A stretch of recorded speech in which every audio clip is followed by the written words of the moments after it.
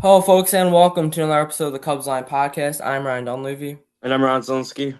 and today we have a special player interview as we are joined by Cubs minor league pitcher Riely Hunsaker. Riely, thank you for coming on here today with us. Yeah, absolutely. Thank you guys for thank you for having me. Yeah, anytime. So, Riley, I'll hand it over to you to get started. Yeah, so first question here, it's every little kid's dream to get drafted. Like, what was going through your mind when the Cubs drafted you in the 16th round this year? Yeah, I mean, at the moment I got drafted, that was like a lifelong goal of mine. So that was obviously pretty cool. But honestly, the whole day, I think like everybody has a different draft day experience, and mine was super stressful. I mean, I woke up to my agent calling me at like 8:30 in the morning. He's like, "Hey, like, would you take like a seventh round pick from like the Nationals?" And I was like, "Yeah, absolutely. Like, sure. Like, I'll obviously take that." And then they were like, so he sent that back to them, and then they ended up calling me before the draft even started the second day, and they were like, "Hey, we want to take you anywhere between 5 and 8, and if or 5 and 7. If we don't get you, then we'll for sure pick you before the 10th round." I was like, "Okay, cool. Like that's sick." So 5 to 7 come by, nothing, don't hear anything. Then 10th round goes by, still don't hear anything, and I'm like, okay. Kind of text message. I'm like, hey, what happened? He's like, not really sure what happened. I'm still working on a few teams. And before the draft even happened, he was pretty confident that the Brewers were going to take me in kind of the 10th to the 15th round. Um, so kind of just, I think during the day, I ended up going playing catch like outside with my dad. But I think it was like the 10th to the 14th round or something. Like I couldn't really just kind of sit there and watch it. It was just stressful. So I had to get away from it a little bit. Actually finished up catch play. Before catch play, I texted my agent. I was like, "Hey, what are we hearing? What's going on?" He's like, "Working on something with the Cubs." He's like, "Hang on, like we might have something there." It's like, "Okay, cool."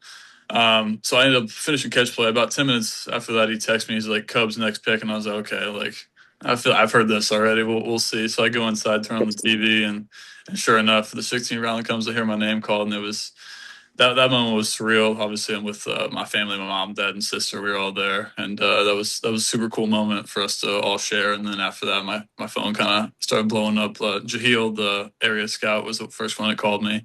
Said congrats, we took you and all that. And after that, agent called me, and then the coaches from Lamar called me. So the actual moment getting drafted was amazing. It was surreal.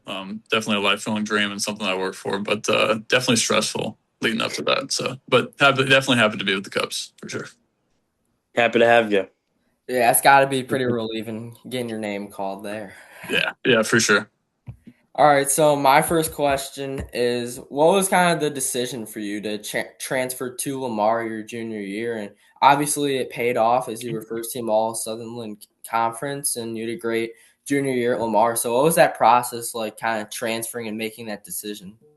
Yeah, it was definitely a little bit of a tough decision just because I was close to the recruiting coordinator at Texas A&M Corpus Christi. But I knew I needed to get better, and nothing against the Texas A&M Corpus Christi, but I just didn't feel like I got a whole lot better, and didn't really have a plan to get better my junior year.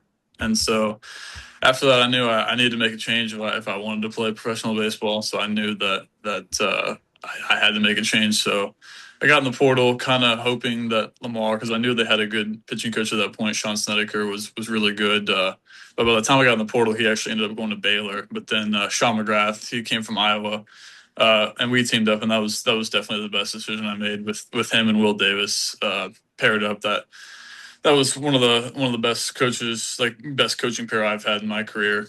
So all the work that Davis and then McGrath and I did, that was really good. So I was just blessed to be able to get in a good college like that, like with those two guys helping out for sure.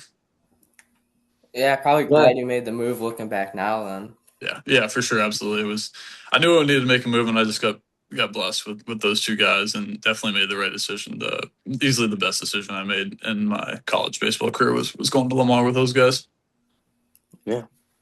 So, obviously, college ball and pro ball are very different. Like, what's been the biggest adjustment you've had to make from pitching in college to now pro ball?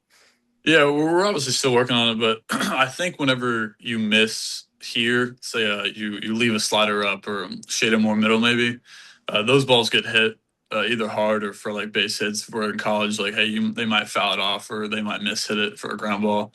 So I think just the skill level of hitters being better. is the biggest thing. But then on the other hand, like I'm a better pitcher now than I was a year ago. So I'd say just the misses and then kind of getting punished for that, and then overall just a little bit better hitters for sure. Yeah, so kind of piggybacking on that question, have you had like a welcome to pro ball moment yet?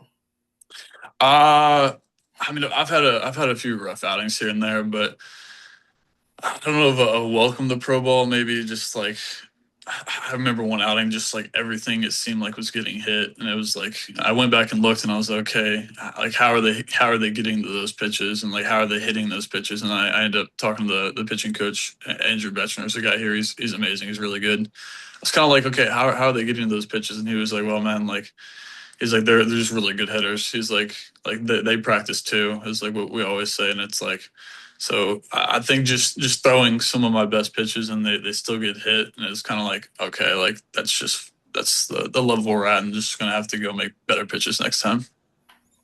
Yeah, I mean, it's definitely a huge adjustment going from college guys to professionals. I mean, you see it a lot with a lot of these young players.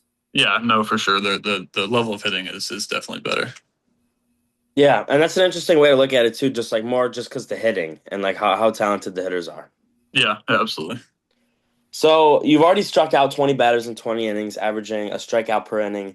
What pitches have been working for you best in those kind of two strike situations? We've looked at or we've been throwing the elevated heater a lot. So to guys that like to chase that, that's definitely an appealing pitch. But we've been able to be more successful against the lefties, adding the curveball this year for sure. It was something I kind of toyed with a little bit at Lamar, and it wasn't really a great pitch. And then we went away from it. We went more of the cutter route to get something hard off the barrel, which I still thought today. But like I said, Betch and we worked on that early in spring training. I think even before spring training and Jan camp and a little bit in February. Just like, hey, we're going to try to add this to open up another door to lefties. Other than the changeup, we have something else that's hard and goes straight down. So I think that has been a key to lefties. And then just trying to throw the sweeper harder is a key we're going to focus on, going forward now. Because it's when it kind of gets that mid upper 70s to 75 to 77, it's big, but like he always says, like hitters can just see it better. So like they don't really swing and miss at it or they foul it off. He's like, so if we can throw that at 80 plus, then we're going to be able to have more success with it, which is what we're gonna try to do this week and going forward for sure. Nice. Yeah, so my question is, for a fan that hasn't seen you pitch before, how would you describe your pitching style and what pitches do you throw? Pitching style, I'd like to think I'm like pretty calm and collected and like more of a command guy out there, but obviously an organizational wide focus, and especially for me is raising the velo floor and average velo along with the top velo. I have a four seam fastball, I have a changeup, I have a slider slash sweeper, whatever you want to call it, and then a curveball and a cutter. So more of a five pitch mix, but I mean, we can really throw any of them to any batter, but I think more against righties, we focus like fastball, sweeper, and then lefties, we'd like to go, fastball, maybe cutter, and then more of the curveball to get down. But like I said, I can really throw. I'm confident that I can throw anything at any time, like in any count. So Yeah, have you made a lot of adjustments to like pitches you've thrown throughout the years, or have you stayed pretty consistent on your arsenal? Pretty consistent on the arsenal. Like I said, we've added the cutter. We tried to go more of a gyro ball when we were at Lamar, but then like we used the same exact grip, and he's like, okay, just think cutter now, and it really took off. So that's something that we did. And I remember Jace Hutchinson, where it was kind of iffy one day in a pen, and so he's actually now the coach, pitching coach at Lamar. He was like, hey, just aim for the middle of his chest protector and just try to rip it. And so after that, it's really that's been kind of a main cue, and then just moving it in and out from there.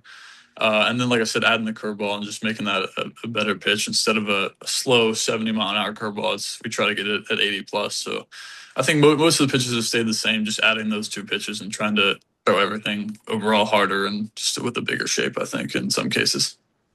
Yeah, nice. Yeah. So this is could be piggybacking a little bit off of that, but so as a young pitcher right now in the system, like what are you focusing on improving this season? This could be on the field or even off the field.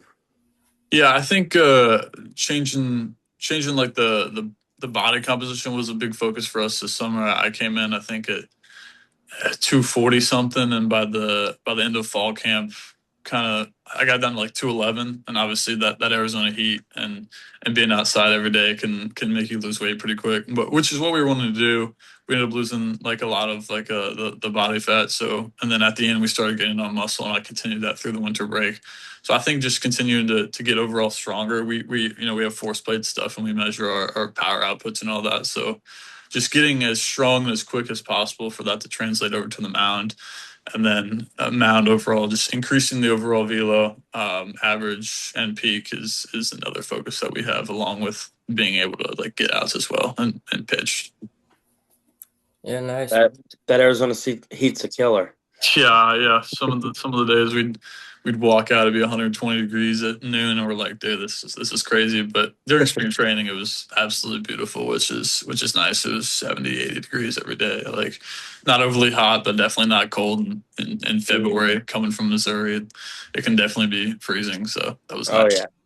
It's gotta be brutal summer in Arizona.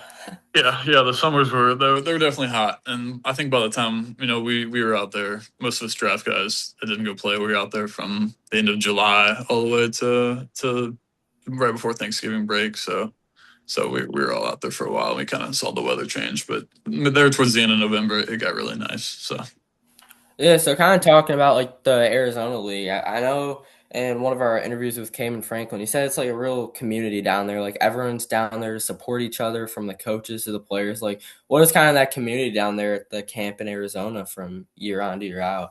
yeah, for sure. This year, like we all would stay kind of at our team. So anybody that was going to be on the single A team would go and watch all 9 innings of that game, and we'd sit in the stands and we'd watch and we'd talk to each other and kind of all that. We'd bounce in and out of the dugout and talk to guys like that. But yeah, definitely a big community where we were all super close. Obviously, being together for 6 or 7 months, like it was nice to grow close with those guys, and then that just continued throughout Jan camp and spring training for sure. Yeah, it's really cool to hear. Yeah. So, for my last question, just what's your favorite part about playing in Myrtle Beach and being in the Cubs organization?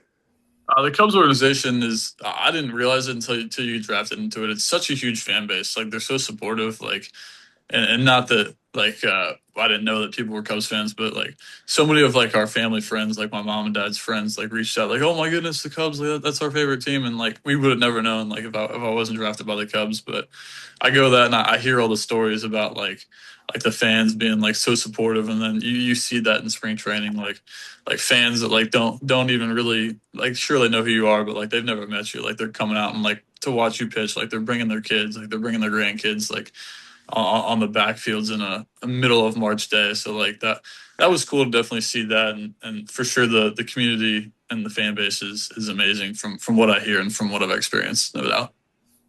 Fan base is great. Yeah, that's what I hear. So Nothing like Cubs fans. 120 game at Wrigley Field. yeah.